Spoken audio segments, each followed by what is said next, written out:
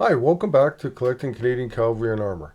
Today we're going to take a bit of we're going to veer off this subject for just a little bit. My wonderfully supportive wife Janice suggested that perhaps I do a couple of episodes on my own family and the battles and conflicts that they served in and why it was important for me to carry on that tradition.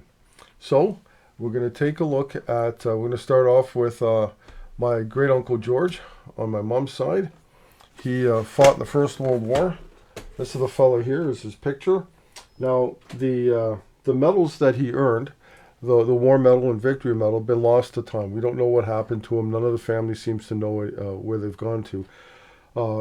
Probably doesn't help that Uncle George was married 4 times, and so who knows where they could have been to. But as you can see, he served with the 78th Battalion, Canadian Expeditionary Force out of Winnipeg. Now, when the war broke out, he was living to the northeast of Winnipeg, went down, joined up, and when the battalion went over in February 1915, he was there and he fought in the whole war. Served there. He was wounded 4 times. And the nice thing, guys, when you collect First World War, you're dealing with First World War stuff, and you know the person because of the naming on the medals or whatever. You can look up, and I know we've mentioned this before. The Library and Archives Canada, right, has digitized a vast majority of the First World War records, not only war diaries but personal stuff too. So I was able to go there and download my uncle's whole service file, when he joined, when he was wounded, where he was wounded. Then I was able to download the war diary for the 78th Battalion. And the cool thing about that is I can read his medical records. Oh, he was wounded by shrapnel on such and such a date. Then you can look up in the war diary and find out what the battalion was doing at the time. So it really, really kind of brings things home. So like I said, he was wounded 4 times, survived the war, and made it home. Retired at a ripe old age. He was a plumber and worked in breweries most of the time. Good guy, man. That must be a hell of a job. Anyway, so this is my Uncle George, great Uncle George on my mom's side. Now we have another fella here that's got some service in both wars. It's my Uncle Cecil, married into the family. Something about that side of the family is all multiple marriages, so it makes it very interesting from a genealogical standpoint. But this fellow married my grandmother's sister, Aunt Wynne, and so Uncle Cecil here joined for the First World War, and he joined the Canadian Cavalry Brigade with Strathcona's horse, which is why I've got both badges up there. And then in the Second World War, he got involved with the Ordnance Corps. Now, interesting story behind this set of medals and everything. I had his photos, I had his documentation, even had his ID discs. We had everything but the medals. So many years ago, I'm looking through when Jeffrey Horror Auctions out of London was still running. I was looking through one of the auction catalogs, and all of a sudden, boom, this lot sticks out, it jumps out at me, Cecil Leakey. Same guy. I'm going, holy cow. So I can remember it was like a January or February. I had a old beat up car with a leaky transmission, and my daughter and I drove from Windsor to Hamilton to get these medals.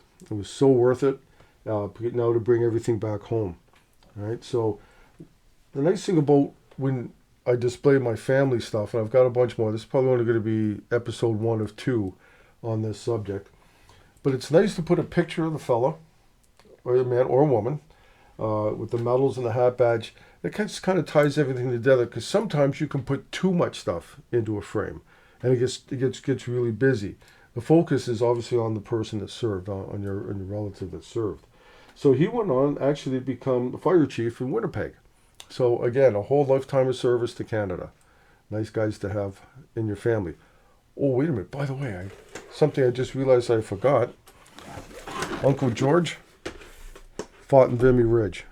Passchendaele to Somme. This guy saw it all. So very, very proud to have a family member that fought at Vimy. Birth of a nation. Now, this next fellow I'm going to show you here This is my Uncle Harry, my mom's brother. Now this was the first set of medals that I looked at, and this one really got me interested in becoming a soldier and doing military stuff. Like, remember when I was a kid, my mom brought me in, and so I want to show you, so I was probably about 4 years old. She pulled out my uncle's medals and explained to me how when the war broke out, they lived in Fort William at the time, which is now Thunder Bay. The recruiting centers weren't really up and running in September 39. So he hopped a freight train to Winnipeg and joined up with the Princess Patricia's Canadian Light Infantry. Goes to England. Was boxing champion of the 1st Canadian Division. Lived through the Blitz. Then he gets influenza. Now don't forget, after World War I, a lot of people, thousands of people died from the Spanish flu. So when he got sick, they were like, you're out of here. So they discharge him from the war because he got the flu. They bring him back to Canada, gets a job at the paper mill up there, and gets killed in an industrial accident. Very tragic, really. Really, I don't think the family ever really got over it. He left his widow and unborn daughter that he never met. But anyway, those are his original medals and his cap badge and some photos of him.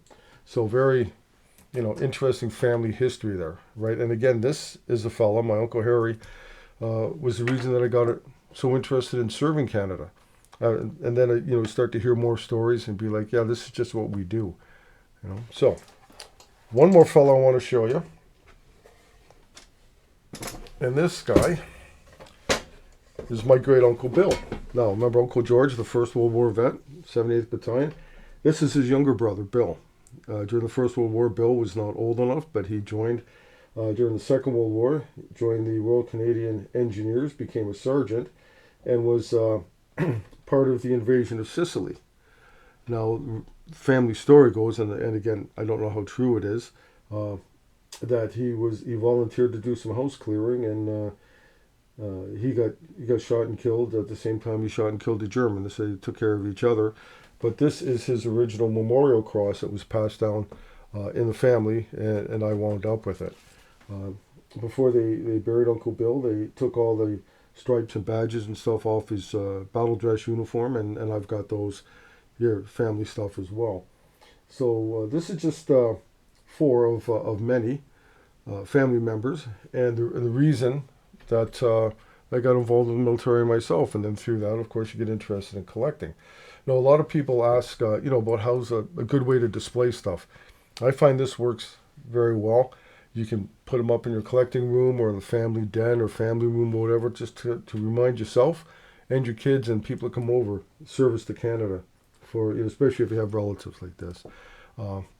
We still have a couple other, my dad's brother, Adam, you'll see him in another one, and his brother-in-law, Peter. My dad couldn't serve, fortunately, because he did something stupid when he was a kid and lost an eye. But maybe everything happens for a reason. Maybe that's why I'm here, because he didn't go.